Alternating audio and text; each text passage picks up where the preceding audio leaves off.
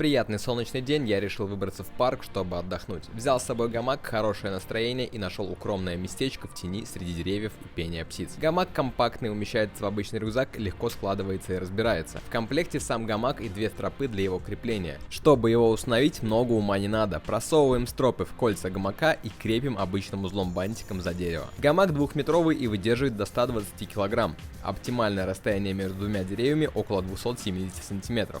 Кстати, научно доказано, что отдых в гамаке положительно влияет на ваш вестибулярный аппарат и помогает отдыхать мышцам вашей шеи и спины. Где купить такой, читай в описании.